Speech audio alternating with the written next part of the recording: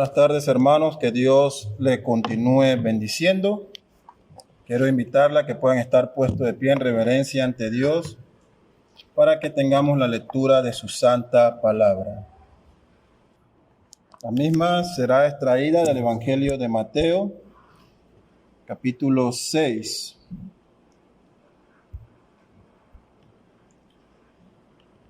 Continuamos con las series de sermones extraída de los capítulos 5 al 7 de Mateo, comúnmente conocida como el Sermón del Monte. Y hoy estaremos leyendo del verso 5 del capítulo 6 de Mateo hasta el verso 8.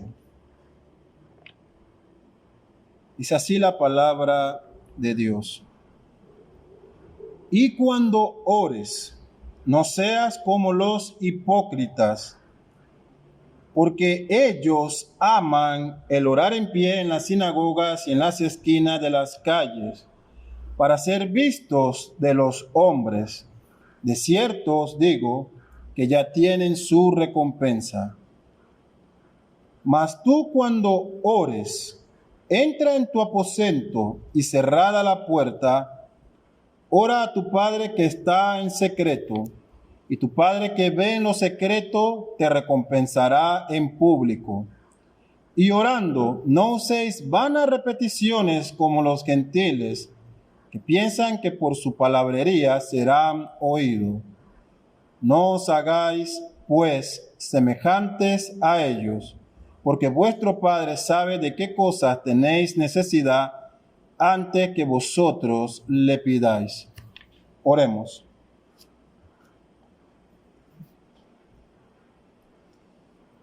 Padre nuestro que estás en los cielos, alabado y glorificado sea tu santo nombre.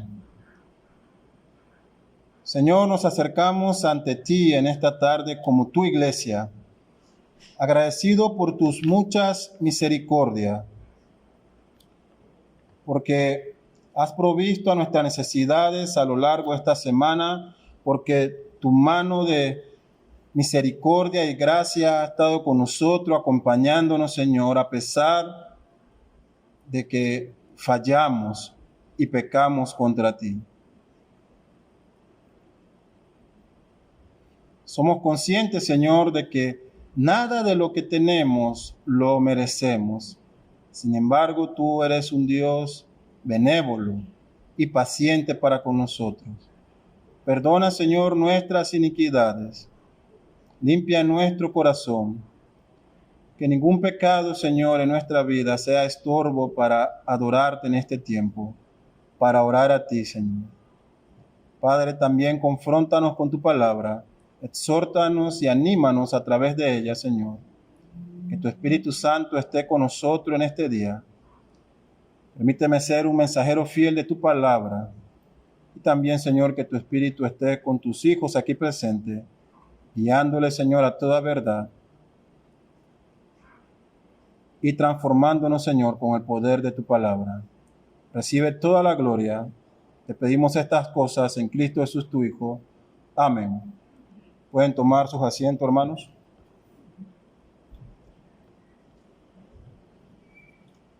Iniciamos entonces con la segunda ilustración que nuestro Señor Jesucristo utiliza para hablarnos acerca de cuál debe ser nuestra actitud cuando nos acercamos a Él en adoración y devoción.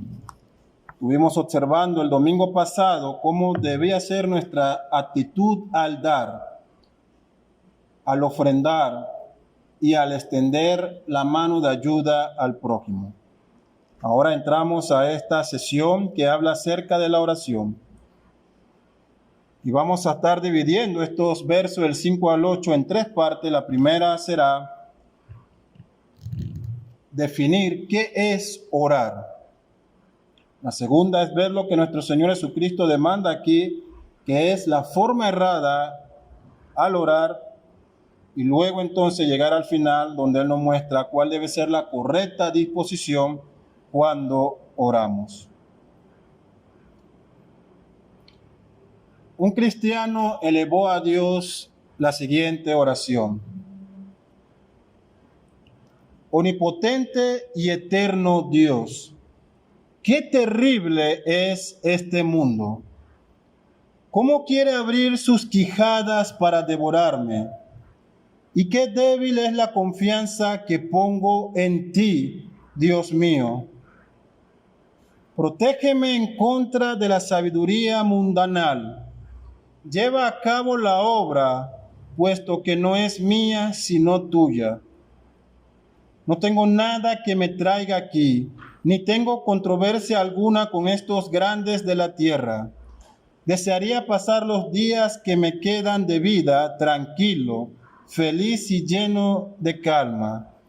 Empero la causa es tuya, es justa, es eterna. Dios mío, ampárame. Tú eres fiel y no cambias nunca. No pongo mi confianza en ningún hombre. Dios mío, ¿me oyes acaso? ¿Estás muerto? No estás muerto, Dios, mas te escondes, Dios mío. ¿Dónde estás? Ven, ven. Yo sé que me has escogido para esta obra. Levántame, pues, y ayúdame hoy. Por amor de tu amado Hijo Jesucristo, que es mi defensor, mi escudo y mi fortaleza, ponte de mi lado. Estoy listo, dispuesto a ofrecer mi vida, tan obediente como un cordero, en testimonio de la verdad. Aun cuando el mundo estuviera lleno de diablos, aunque mi cuerpo fuera desconyuntado en el potro, despedazado y reducido a ceniza, mi alma es tuya. Tu sagrada escritura me lo dice. Amén. Dios mío, ampárame. Amén. Este cristiano fue Martín Lutero, y esta es la oración antes de presentarse a la dieta de Worum, el momento que dio lugar a lo que conocemos hoy como la Reforma Protestante, de cual toda iglesia que se llame evangélica hoy tiene su origen. Una oración contestada por Dios, con implicaciones aún en el presente inmediato y con implicaciones a futuro, hasta que la obra de Cristo se culmine y Él venga por su iglesia. ¿Qué es orar? Nótense en el verso 5 de Mateo 6 que Cristo dice, y cuando ores. No es un nuevo mandamiento. Al igual que el dar, nuestro Señor Jesucristo presupone que un verdadero ciudadano del reino, un creyente genuino, ora. Y esta es la pregunta que cada uno de nosotros deberá responder hoy mientras desarrollamos el sermón. La pregunta es, ¿tú oras? ¿Yo oro? ¿Oras de verdad? Cuando se pregunta qué es orar, comúnmente las personas responden, es hablar con Dios. Y es cierto hasta un punto. Es cierto que el creyente durante el acto de adoración, el de orar, se dirige a Dios a través de palabras. Estas pueden ser dichas de forma audible o pueden ser de manera silenciosa. Pero, ¿por qué oramos? ¿Por qué se hace necesario orar? Antes debemos decir que la oración es simplemente más que hablar con Dios. Esto es cierto hasta un punto, pero es más que hablar con Dios. Es un acto de devoción, es adoración a Dios. Oramos, respondiendo a la pregunta ¿por qué oramos? Oramos porque Dios nos ha hablado primero a nosotros. Así que es un diálogo. Cuando el creyente ha escuchado la palabra de Dios y va a ella en oración.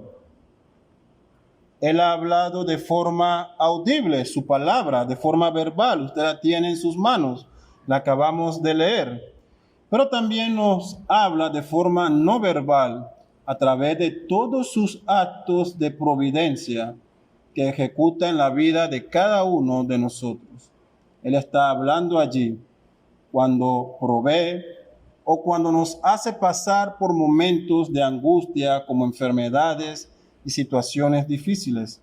Hay un propósito de parte de Él a través de estos actos de providencia.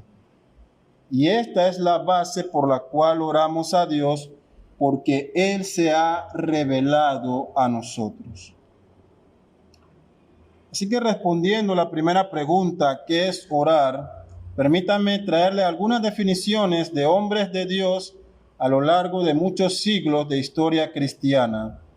El teólogo Charles Hodgett lo definió como la oración es la conversación del alma con Dios. La conversación del alma con Dios. Spurgeon, en una ocasión, hablando sobre la oración, dijo: la oración es la emanación natural de un alma en comunión con Jesús.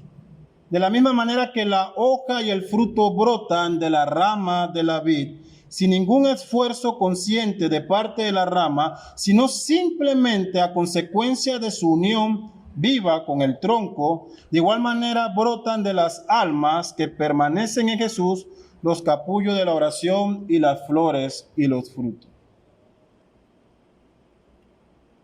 Por su parte, John Bunyan, que pasó muchos años en prisión a causa de la fe, dijo esto acerca de la oración. En su escrito sobre la oración, él dice: la oración es una ordenanza de Dios para uso tanto público como privado. Más aún, es una ordenanza que pone a los que tienen el espíritu de súplica en estrecha relación con Él. Y es asimismo de efectos tan notable que alcanza de Dios grandes cosas, tanto para una persona que ora como para aquellos por quienes ora. Así que en términos sencillos, podemos decir entonces que la oración, para dar una definición hoy, es un acto de devoción a Dios, por medio del cual reconocemos que Él es la única fuente absoluta y eterna de toda bendición, providencia y misericordia. Por lo cual, cada creyente que ora reconoce su incapacidad sin Dios, de tal manera que recurre a Él con un alma necesitada por su gracia y bondad. Eso es orar. Entendemos que Él es la única fuente, no hay otra y no existirá otra.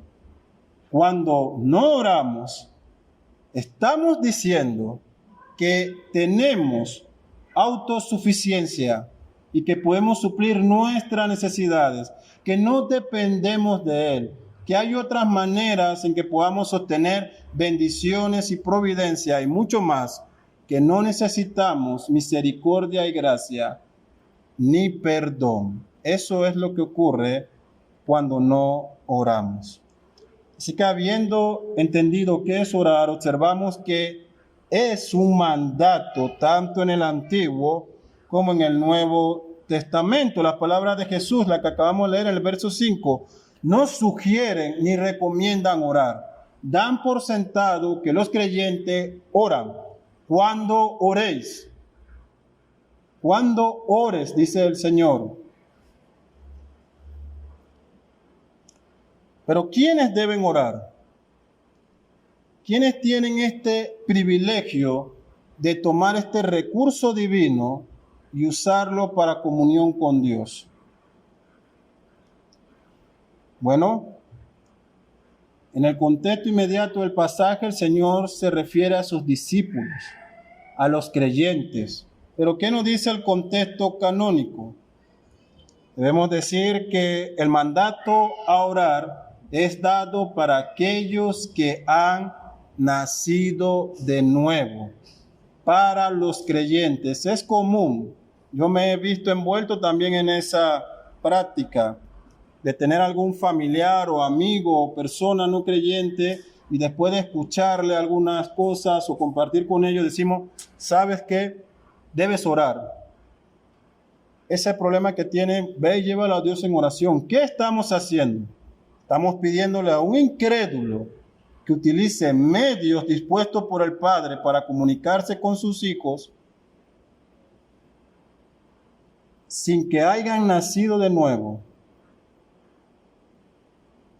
Miren lo que dice las Escrituras, Proverbio 28:9. El que aparta su oído de la ley, su oración también es abominación. Para quienes apartan su oído de la palabra de Dios, para quienes no han creído, para quienes no confían en Dios, su oración es abominación. Isaías 1:15, hablando acerca de este pueblo israelita que se había convertido en impíos abiertamente contra Dios, dice así Isaías, Dios hablándole a Isaías, cuando extendáis vuestras manos, ese pueblo impío, dice, yo esconderé de vosotros mis ojos.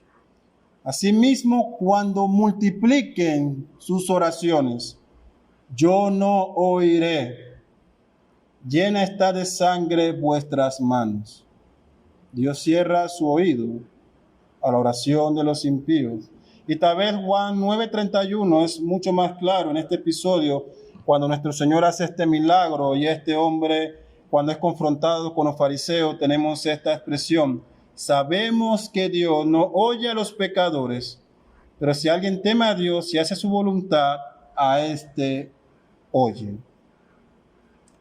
Estos son algunos pasajes de los muchos que hay que nos ayudan a comprender cuál es la posición de Dios en cuanto a la oración de los no creyentes. Debo aclarar que cuando decimos que Dios no escucha la oración de los incrédulos, no estamos haciendo referencia a que Él tiene la incapacidad de escucharlo. Las Escrituras nos dejan ver que Él es omnisciente, omnipresente, está en todas partes, sabe todas las cosas, pero Él, en su soberanía, no atiende a esa oración. No la atiende. Él cierra sus oídos. Son abominación delante de Él. Aún Pedro, hablándole a la iglesia, dice a los creyentes que el que es hijo de Dios y aún anda en pecado sin confesar, dice, también con el trato a las esposas, esto puede estorbar tu oración a Dios.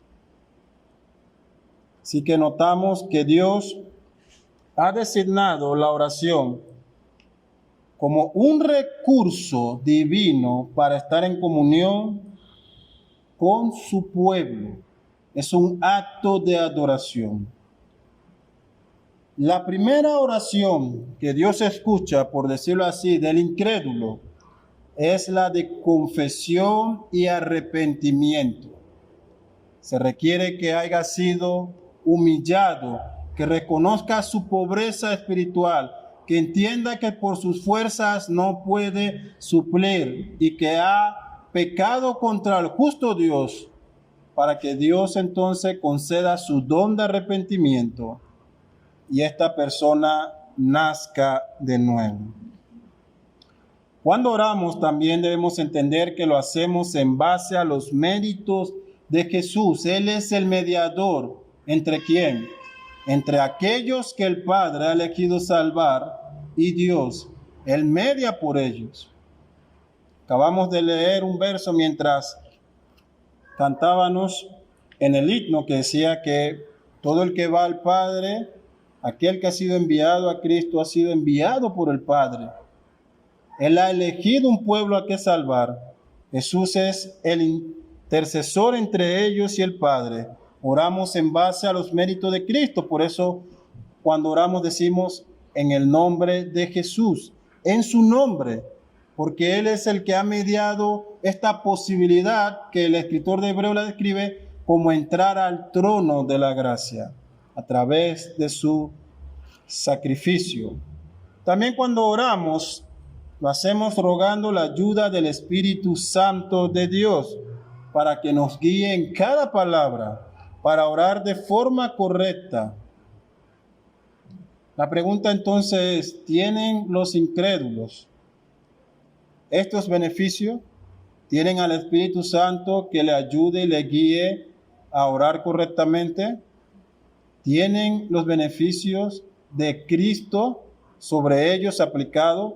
Porque si eso es cierto, entonces no son incrédulos, deben ser hijos de Dios.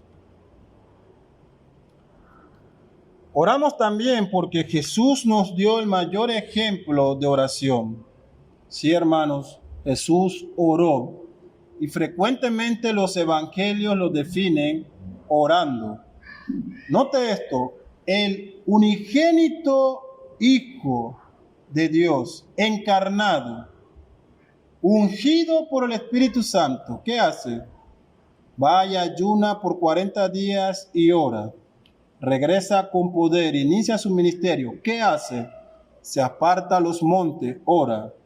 Sana a muchas personas, confronta el error. ¿Qué hace? Se va a un huerto lejano, ora. Si Cristo entendió la necesidad de la oración, ¿cuánto más nosotros, hermanos, que no somos como Él? Él oró en Juan 17, Él oró en el huerto de Semaní, oró mientras caminaba a otras ciudades, oró durante la culminación de su obra en la cruz. Él murió orando, perdónalos, no saben lo que hacen. La construcción del idioma original da la idea de que era una oración constante, perdónalos. Mientras era muerto, Él oró. Así que hemos dicho qué es orar y qué es un mandato, y hemos observado también cómo Jesús nos da el ejemplo de orar. Pero debemos decir que como la oración es un recurso para los creyentes, hay algo que ocurre cuando oramos y es el conflicto de las naturalezas, tanto la regenerada que está en la vida del creyente como ese pecado remanente en él.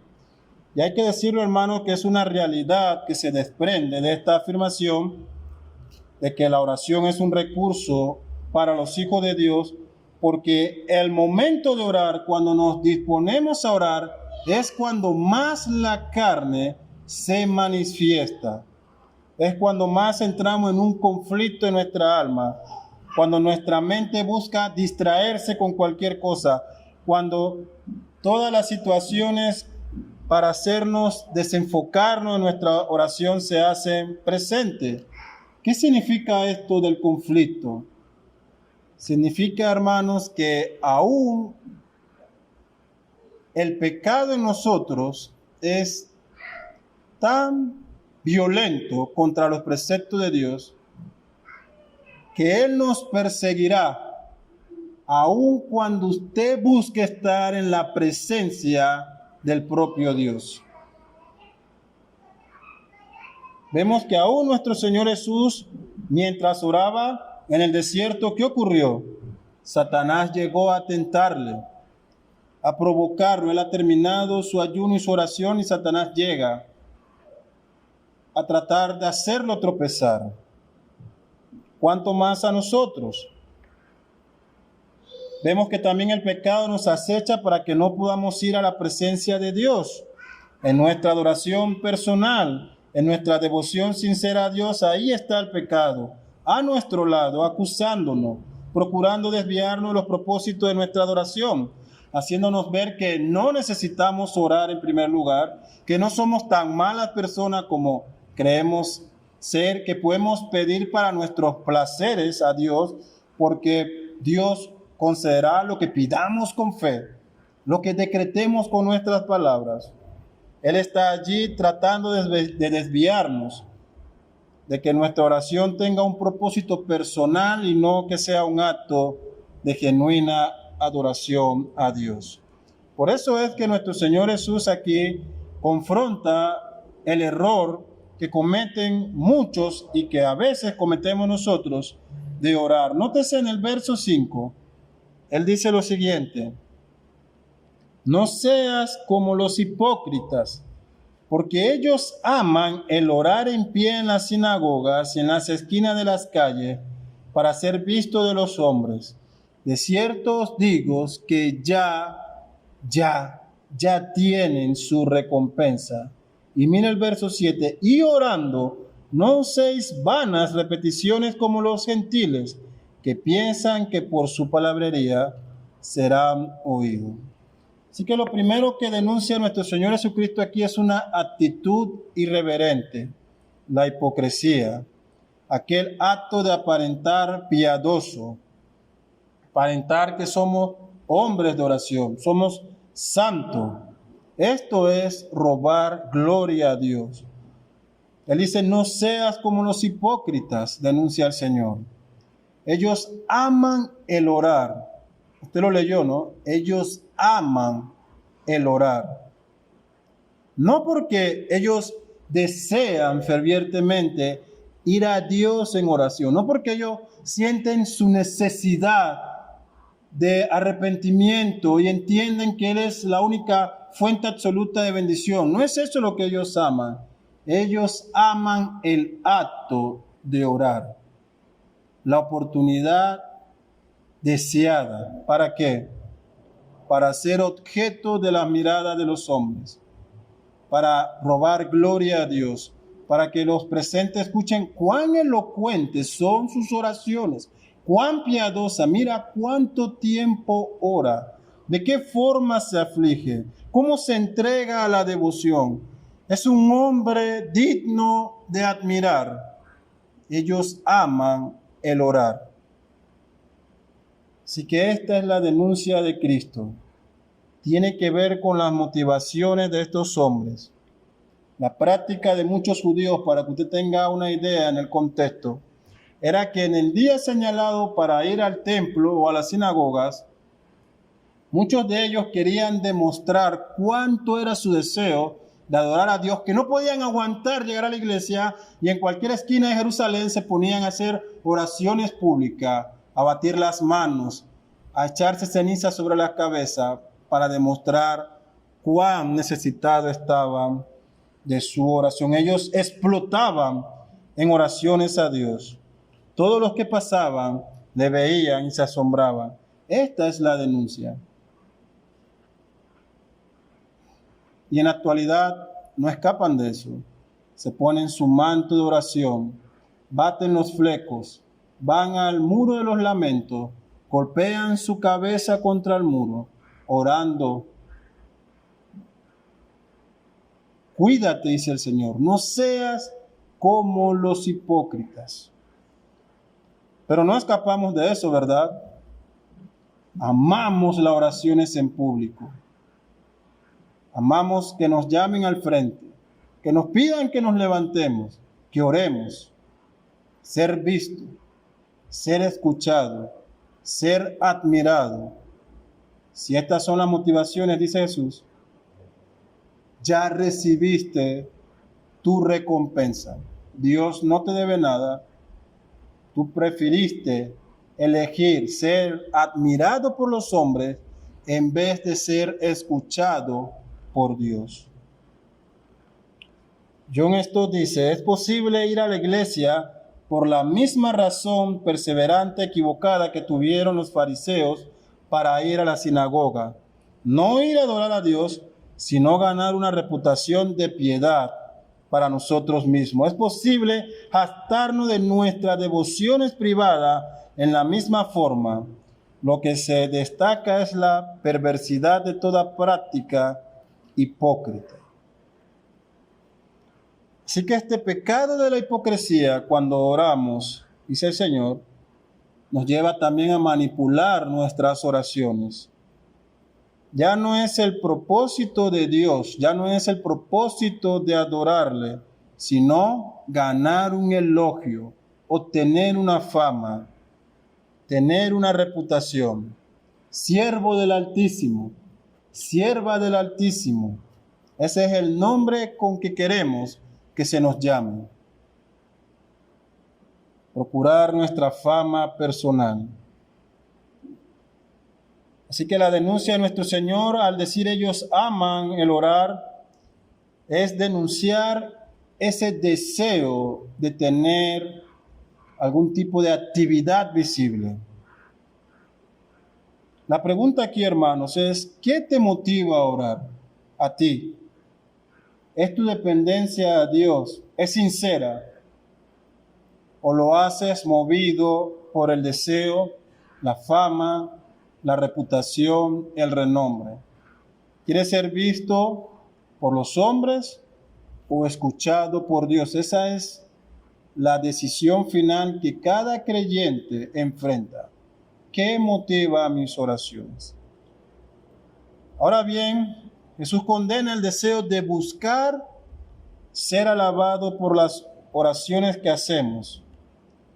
Y aunque parezca que solo se refiere al acto público, ¿sí? A pararme en la 5 de mayo y batir mis manos y rasgarme la ropa mientras oro por la decadencia de Panamá, o a subirme a un bus y hacer largas oraciones para después pedir dinero, o llegar primero a la iglesia, tal vez a las 3:30, mientras ustedes llegan a las 4, para cuando entre vean al pastor allí, de rodillas suplicante, para que la iglesia aprenda fama, reputación.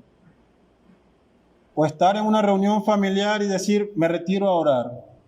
Qué piadoso, qué devoto. Pero también podemos ser hipócritas en silencio, en privado, cuando no nos ven.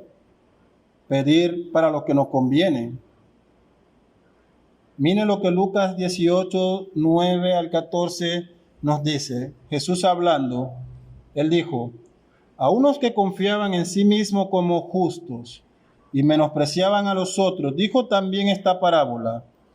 2 hombres subieron al templo a orar. Uno era fariseo y el otro publicano. Uno era del grupo de los santos y hacedores de justicia, y otro era publicano, que en el contexto también se les conocían como pecadores, traidores.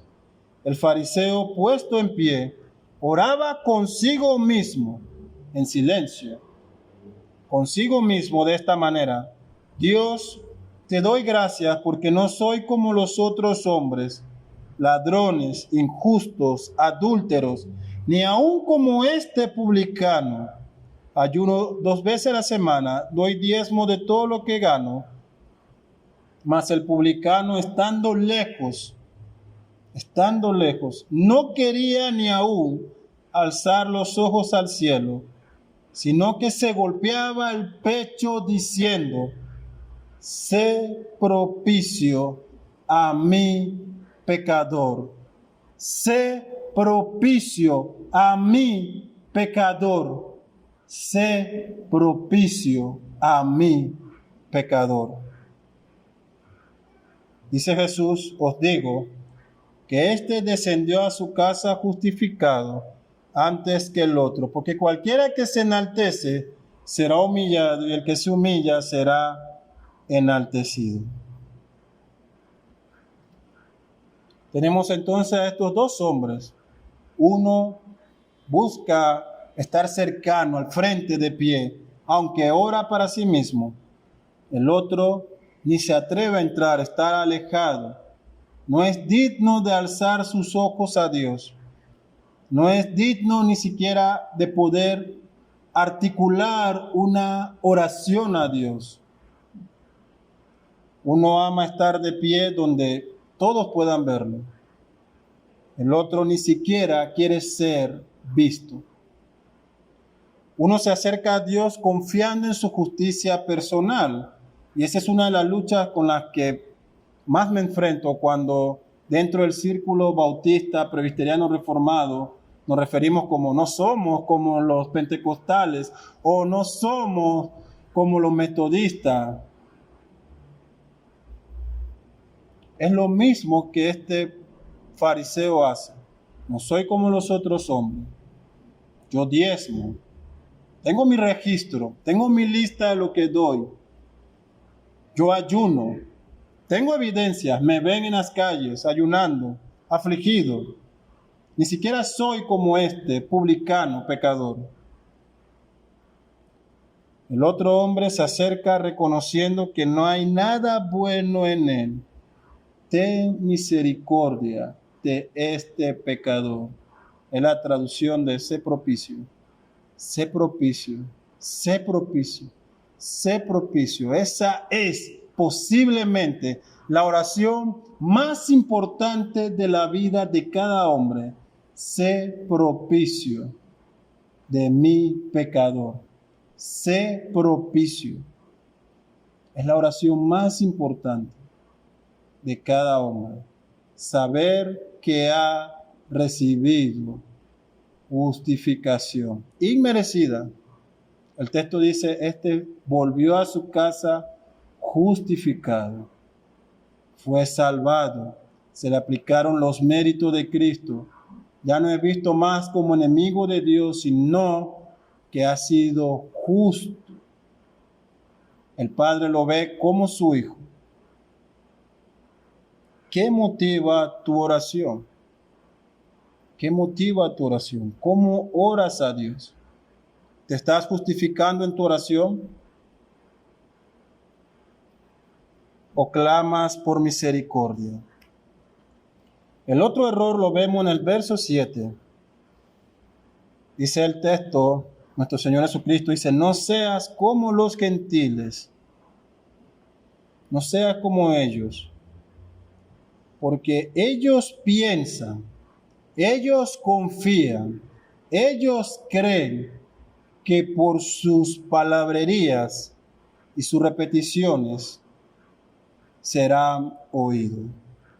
El otro error es orar confiando en nuestras fuerzas.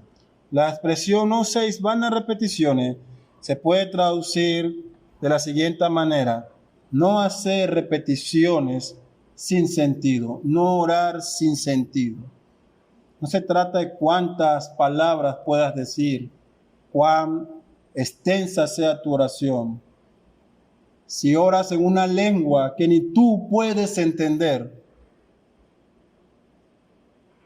William Hendriksen en su comentario dice, los paganos repiten y repiten sus oraciones porque piensan que mientras más larga y ruidosamente oran, mayor será la posibilidad de éxito en la recepción de lo que desean.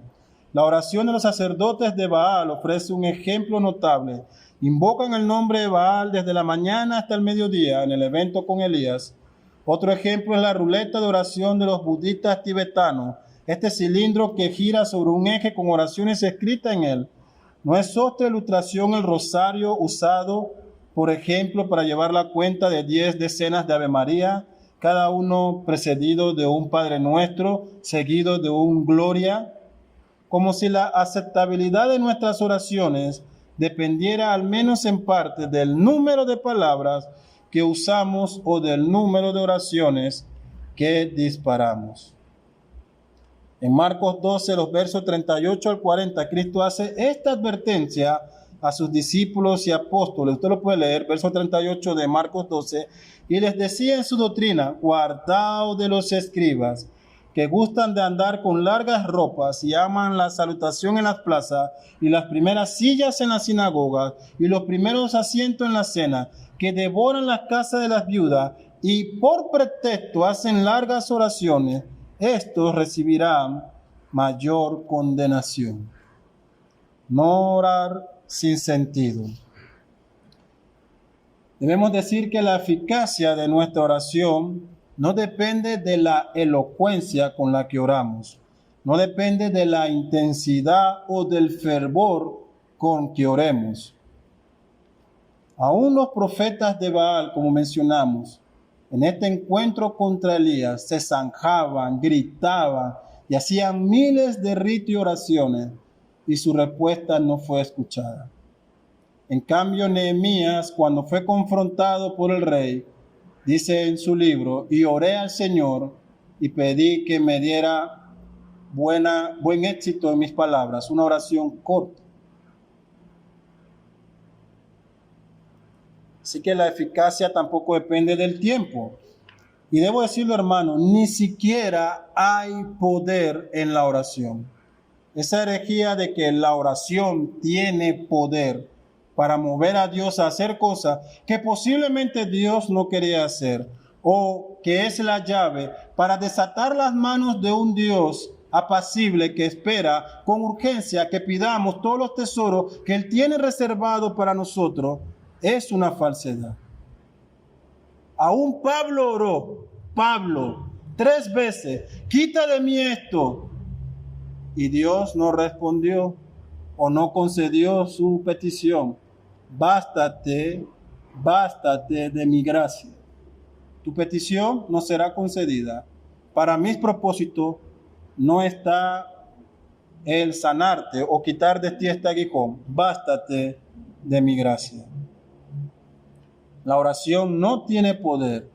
Oramos al que tiene el poder de actuar según sus propósitos. El que tiene el poder, el dueño absoluto de toda providencia. Entonces, ¿cuál es la forma correcta de orar? Verso 6. Vamos a ver lo que nuestro Señor dice. Mas tú cuando ores, entra en tu aposento y cerrada la puerta, ora a tu Padre que está en secreto. Y tu Padre que ve en lo secreto te recompensará en público. Nuestra oración debe ser privada. El Salmo 27:8, note lo que dice: buscad mi rostro. Es un mandato del Señor, buscad mi rostro. El salmista responde: mi corazón te respondió, tu rostro, Señor, buscaré.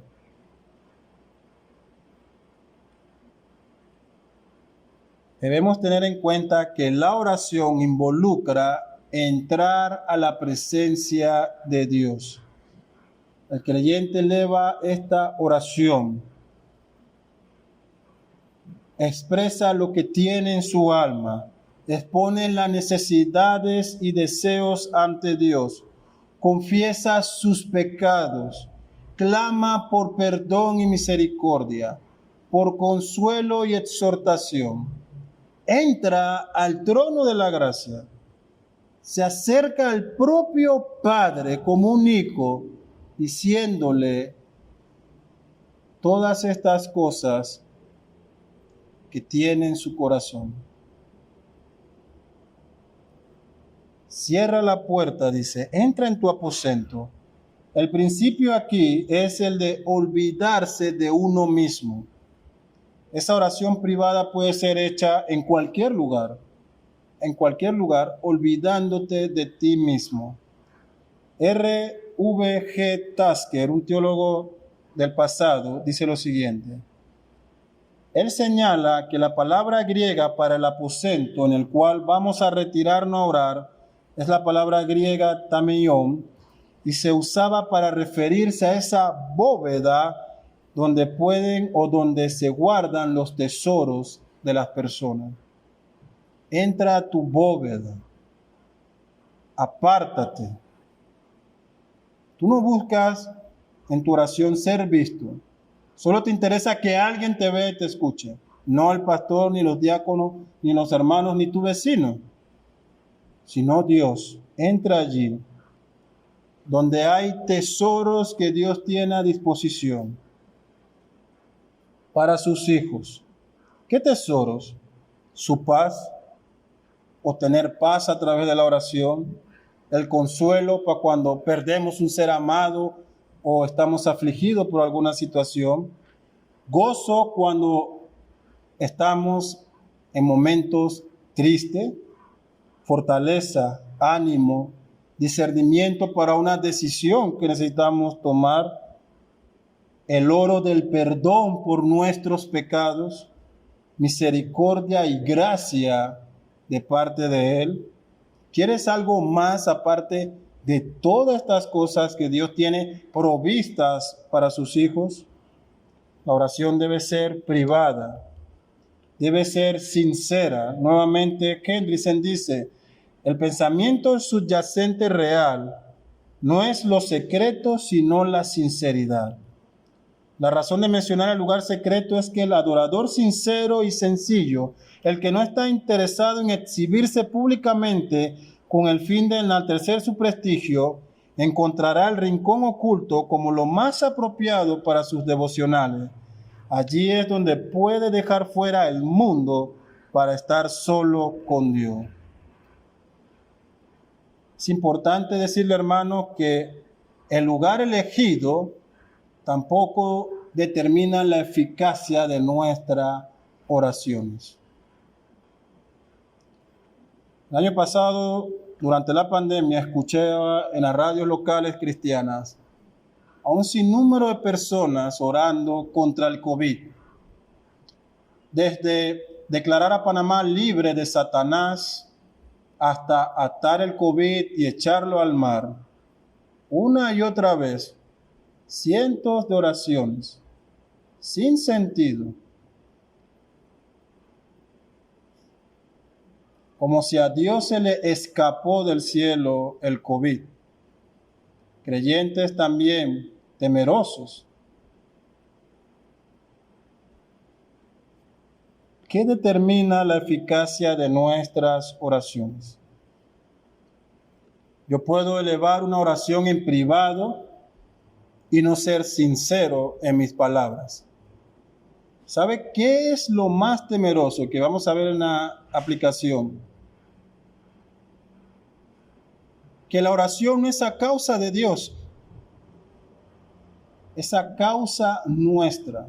Jesús lo dice, porque tu Padre ya conoce todas las cosas que necesitas. Así que es una prueba realmente. Como Padre, Él conoce tu necesidad y Él está esperando que tú te acerques a su trono a ver qué pides. A ver qué pides y cómo lo haces. Algunos creyentes toman Mateo 6, verso 6 y levantan objeciones contra la oración pública. Debemos decir que Mateo 6, de estos versos 5 al 8, no es una objeción a la oración pública congregacional como se objeta. El contexto canónico, toda la Biblia nos muestra que hay un lugar para las oraciones públicas dentro del culto de la iglesia, dentro de ese llamado de la adoración congregacional. Solamente el libro de los Salmos, el libro de adoración, era la forma o el medio que usaba el pueblo de Israel, de las cuales sostenían muchas oraciones que eran elevadas a Dios en sus servicios. Segunda de Crónicas 6 nos muestra cómo tenemos esta oración pública congregacional de Salomón para la dedicación del templo. Nehemías 9 nos habla de cómo se llamó a todo el pueblo durante la reconstrucción de la ciudad y del muro para tener esta oración pública de confesión de pecado. Hechos 4, 24 al 31, la iglesia del Nuevo Testamento oraba públicamente, de forma audible y congregacional, pidiendo confianza a Dios, utilizando la misma palabra, elevando las mismas peticiones, orando por confianza y fortaleza para que Dios bendiciera la predicación de la palabra. Mateo 6 tampoco es una prohibición a las oraciones congregacionales públicas que se oran durante el servicio. Algunos llegan a decir, yo no hago la oración de confesión de pecado porque son palabrerías y repeticiones. Utilizando el verso que acabamos de leer, dicen, como repetimos estas oraciones, yo no la hago porque el Señor prohíbe las repeticiones. ¿Qué prohíbe el Señor? Las vanas palabrerías, las oraciones sin sentido. Mire su boletín, tómelo, usted lo debe tener.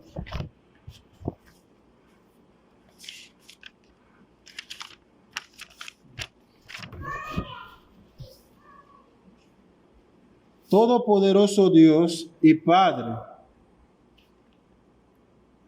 Reconocemos nuestra única fuente absoluta de toda providencia y bendición, el todopoderoso Dios y Padre. Usted tuvo esta oración hoy. Quiero que usted vea lo que usted oró. Confieso o confesamos y reconozco, o reconocemos porque es en plural para nosotros, pero hágala personal. Confieso y reconozco que lamentablemente fui concebido y nacido en pecado, de una naturaleza caída. Estoy inclinado a todo mal. Soy lento para hacer el bien, que incesantemente transgredo tus mandamientos y me corrompo cada vez más, pero me arrepiento de ello. Invoco tu ayuda, invoco tu gracia. Por esta razón, ten misericordia de mí, sé propicio a mi pecador. Ten misericordia de nosotros, nuestro Dios, Padre lleno de gracias y de misericordia, mediante tu Hijo, nuestro Señor Jesucristo. Danos más y más de tu Santo Espíritu o de tu Espíritu Santo, para que desde lo más profundo de nuestros corazones reconozcamos nuestro pecado, reconozcamos nuestra inmundicia, para que obtengamos un arrepentimiento genuino, verdadero, para que tengamos dolor por nuestros pecados y para que te podamos agradar a ti en esta vida nueva. ¿Es eso una oración sin sentido? Como vimos anteriormente en los ejemplos de las oraciones congregacionales en la Biblia, estas oraciones no son del siglo pasado, ni tuvieron origen con la Reforma. Es una práctica milenaria de más de 2 siglos de historia cristiana, desde el pueblo de Israel hasta el presente.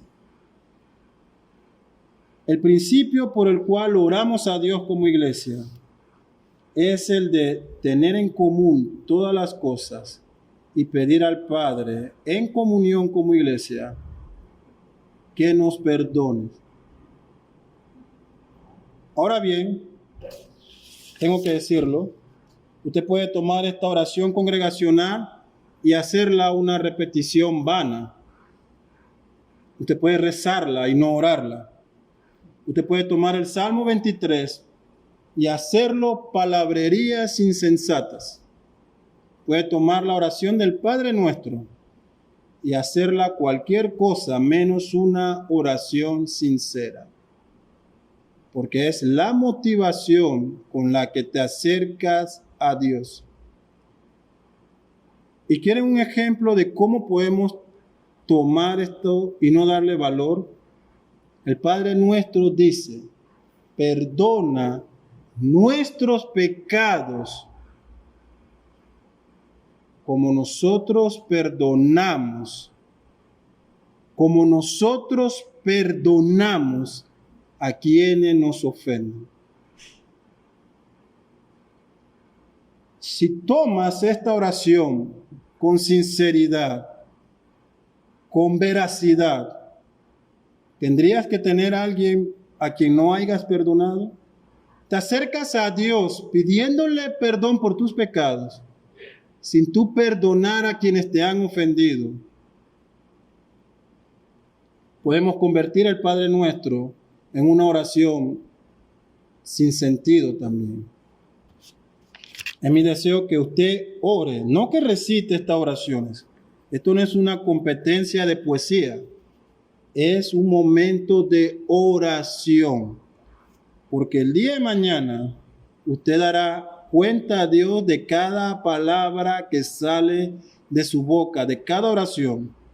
De aquel momento en que hoy, 6 de junio, se acercó a Dios y dijo, reconozco que soy pecador, que he sido concebido en pecado, que estoy inclinado a todo mal, que crezco en corrupción, pero vengo a ti, Padre misericordioso, vengo a ti, confesando mis pecados, reconociendo que sin ti no puedo vivir esta vida nueva.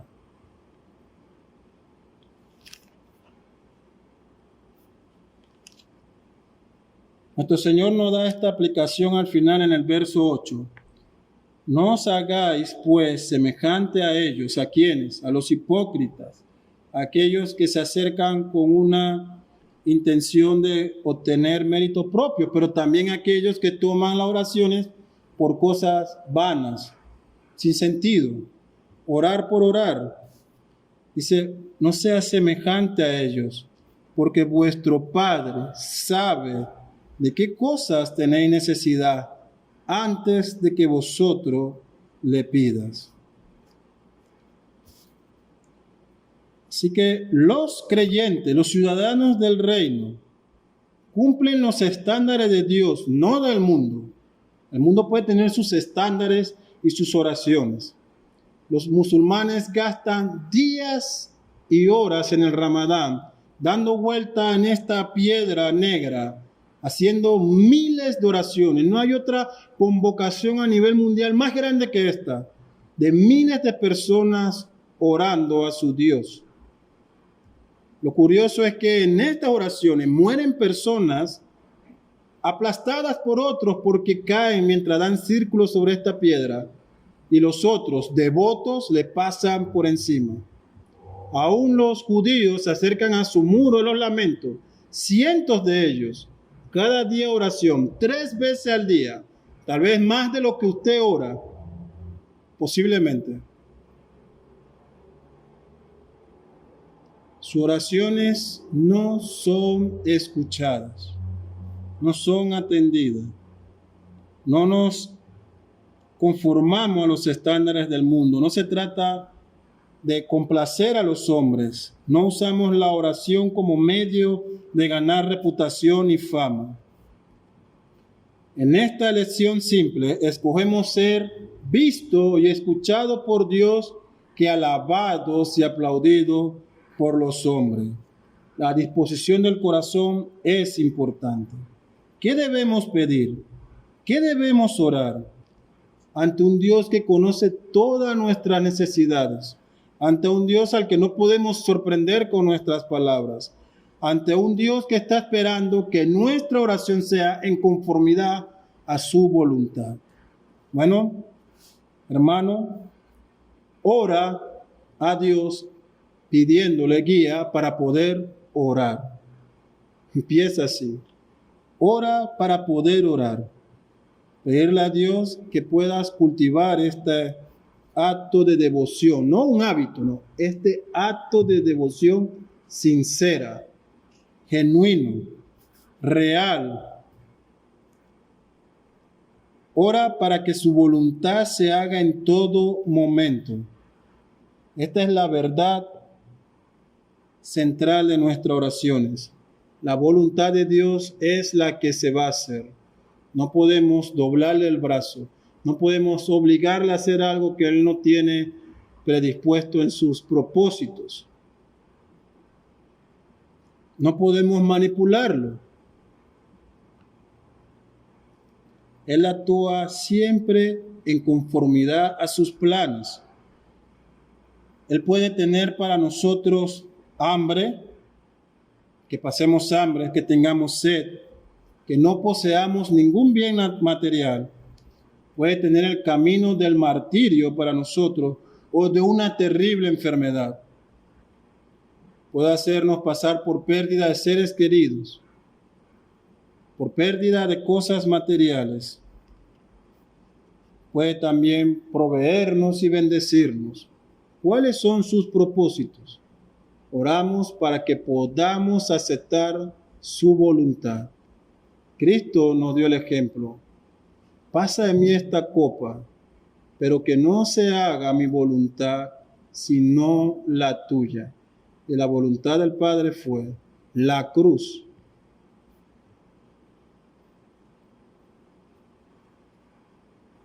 El Señor nos tiene grandes tesoros, como hemos dicho.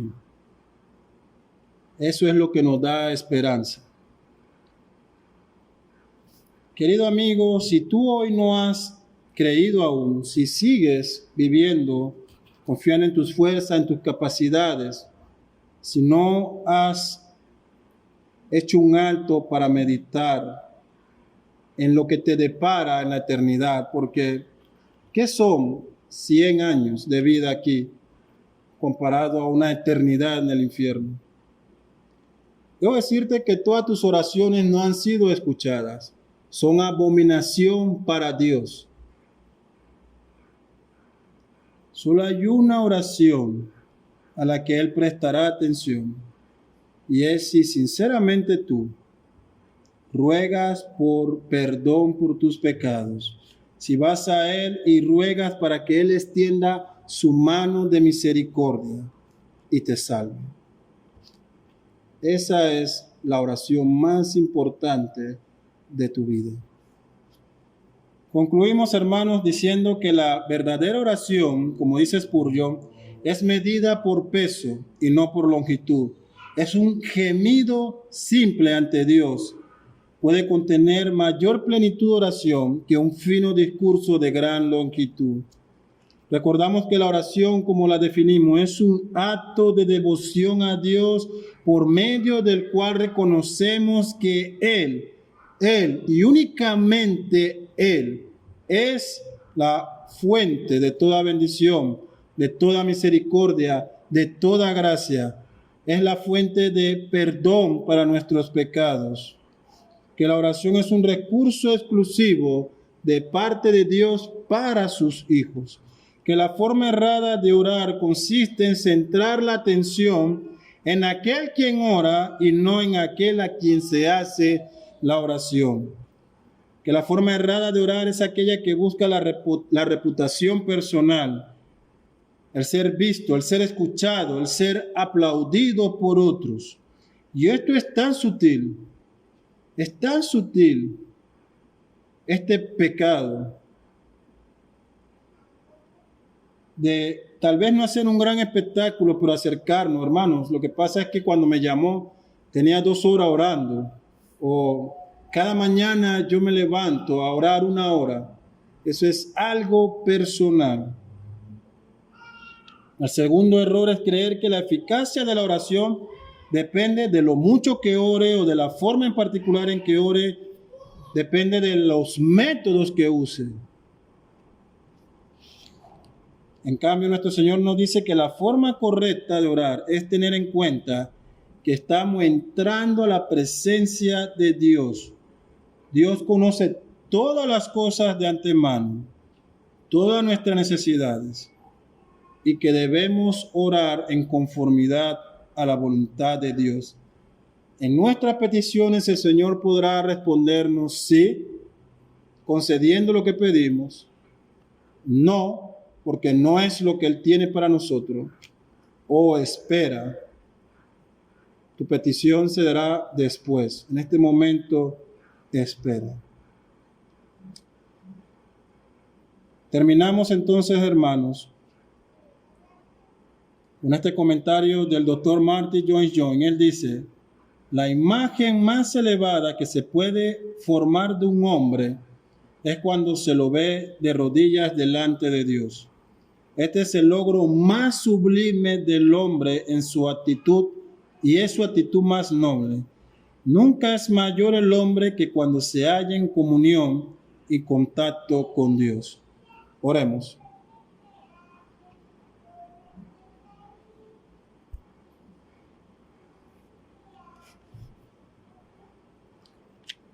Oh Padre, nos acercamos ante ti, Señor, arrepentidos de nuestros pecados, que sabemos que aun cuando oramos a ti, lo hemos hecho con actitudes contrarias, Señor, a la que tú apruebas en tu palabra. Que este sermón que hemos escuchado, Señor, nos ayude y nos exhorte a que podamos conformarnos a tus demandas, Necesitamos, Señor, de ti, de tu Espíritu Santo y de tu guía. Dependemos de ti, Señor. No nos abandones. Sosténnos con tu mano poderosa. Restáuranos con tu Espíritu Santo, Señor. Ayúdanos a que podamos orar de forma correcta a ti, Padre. Te pedimos estas cosas en Cristo Jesús, tu Hijo. Amén.